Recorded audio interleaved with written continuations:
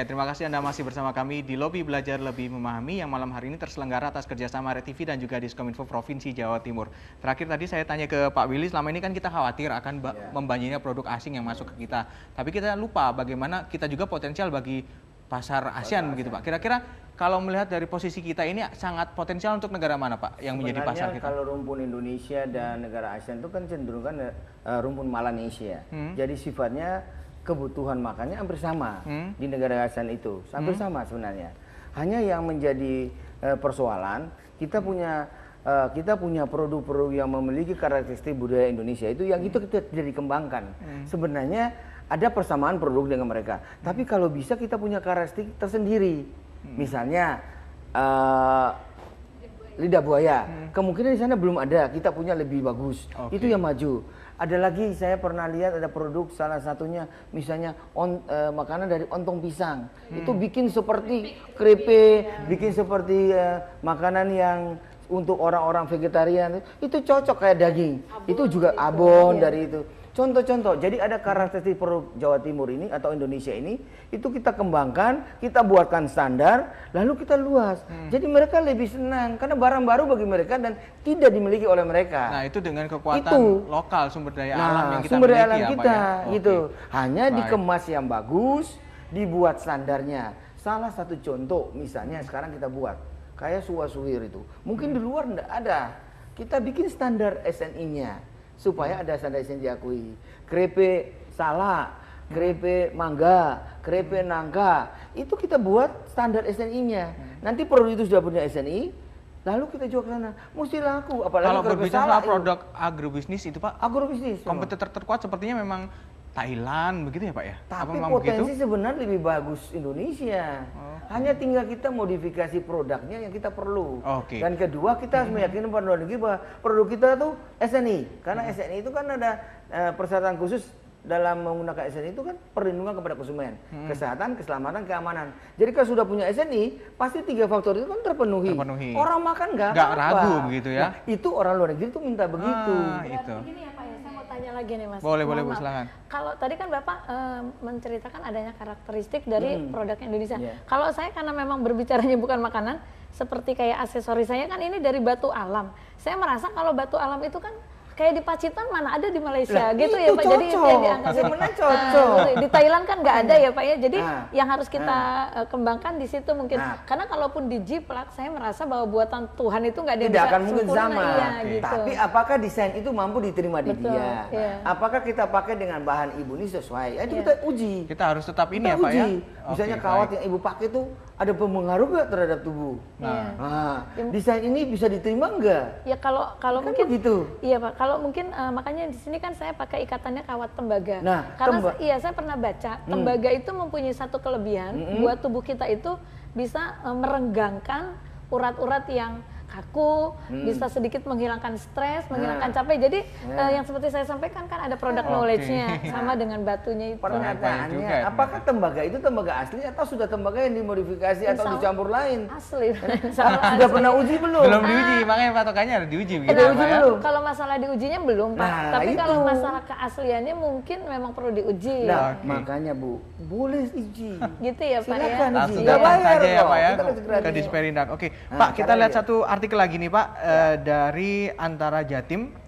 Headline-nya adalah Jatim optimalkan sektor pertanian UMKM dalam menghadapi pasar bebas. Memang fokusnya di dua itu ya, pertanian dan juga UMKM ya Pak ya. Karena sumber daya alam kita tuh banyak di pertanian dan bagus itu. Kualitasnya bagus untuk daerah tropis paling cocok kita. Dan UKM kita bergerak di bidang makanan banyak sekali. Cocok. Pak, kalau dihitung dalam persentase begitu, kira-kira masih ada berapa persenkah pelaku usaha di Jawa Timur yang khususnya makanan dan minuman yang masih belum mengantongi SNI dan sebenarnya apa seharusnya yang harus mereka?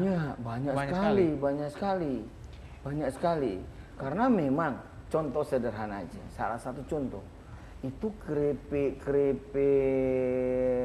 tempe itu sudah punya SNI.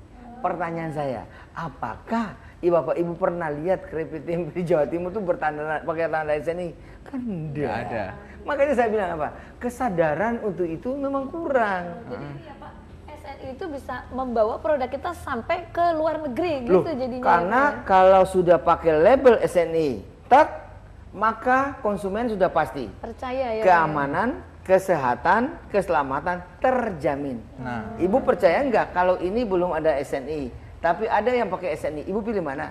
Ya, Ya, SNI. ada Pak. SNI-nya. Karena keamanan, kesehatan, keselamatan terjamin daripada minum yang tidak punya sama sekali. Berarti Tapi kalau tidak punya SNI, cukup pakai nutrisinfek sudah cukup. SNI itu tidak hanya berlaku untuk makanan, Pak. Semua produk. produk. Jadi termasuk aksesoris ini yang seperti tadi Nah, Bapak katakan. kebetulan gitu ya, Pak. kalau untuk aksesoris kayak ibu ini belum, karena tidak bisa ditentukan standar. itu ada Setiap mungkin detik hak berubah. cipta mungkin ya, Hak Bu ya. cipta ya, Pak, Ya Pak ya, hak Oke. cipta mungkin Hak ya. cipta. kalau ini ya. Oke. Ibu yang bikin hak cipta, makanya saya bilang ibu, kalau punya desain baru ini ada, silakan Oke. bawa kepada kita cek. Kalau ini baru, kita bikin desain. Oh gitu. Kita hak ciptanya kita daftar, dapat perlindungan. Oke. Oke. Tampaknya kita sudah masuk di menit-menit terakhir ini Pak Willy, Bu Harniati dan Bu Kris. Kalau untuk Bu Kris dan Bu Harniati mungkin pertanyaannya apa sih harapan Anda sebagai pelaku usaha khususnya untuk pemerintah dalam menghadapi masyarakat ekonomi ASEAN itu? Apa harapannya untuk pemerintah? Harapannya ya dibantu ininya pelatihannya yang banyak gitu dari pemerintahnya. Pelatihannya bantu untuk uji ini ya Pak ya tadi Iya, nutrisi uji gitu. nutrisi Oke. SNI itu kan perlu juga barcode juga itu kan dari ininya. Kalau selaku IKM sih biasanya permodalannya masih terbatas biasanya kan itu dari Oke. situnya. Kalau dari Bu Kris? Kalau saya berharapnya pemerintah tetap juga memberikan ruang kesempatan untuk diberikan kayak pelatihan, seminar, sosialisasi, mungkin permodalan Pak. Kalau untuk saya mungkin packagingnya juga, bantuan desain. Jadi kita bisa lebih bersaing dengan orang-orang yang akan datang dari luar begitu. Oke, terakhir Pak Willy pesan untuk para pelaku usaha UKM-IKM di Jawa Timur. Pesan saya kepada UKM yang ada di Jawa Timur supaya segera produk-produk UKM kita harus memiliki standar. Dan yang kedua, kemasan dibuat yang bagus. Yang ketiga, belum punya merek, belum punya barcode, belum punya SNI, belum punya hasil uji nutrisinfeknya, dan belum punya ISO. Silakan manfaatkan di tahun 2015 ini. Kita kasih gratis. Oke. Karena kita mengutamakan adalah produk-produk yang menjadi andalan Jawa Timur. Oke. Silakan manfaatkan itu. Mungkin kesimpulan dari semuanya adalah kita akan bisa tetap bersaing, tetap kuat di Jawa Timur jika pengembangan UKM di Jawa Timur ini harus bertumpu pada karakteristik lokal, begitu ya Pak ya. Ya. Itu bisa menjadi satu modal Modal utama ya. utama, Oke, betul. baik, terima kasih atas waktunya bersama kami Pak Ya. Willy, Bu Harniati, Bu Kris. Semoga perbincangan ini cukup menginspirasi untuk para pelaku usaha lainnya begitu ya, supaya tidak gentar menghadapi datangnya MEA. Begitu. MEA. Ya, inilah akhir dari perbincangan kita di lobi pada malam hari ini, dan lobi malam hari ini merupakan kerjasama Arya TV dan juga Diskominfo Provinsi Jawa Timur. Terima kasih untuk Skyline Furniture atas supportnya pada malam hari ini. Kita ketemu lagi di lobi episode berikutnya tentunya dengan topik yang menarik lainnya. Wassalamualaikum warahmatullahi wabarakatuh. Bersama di sini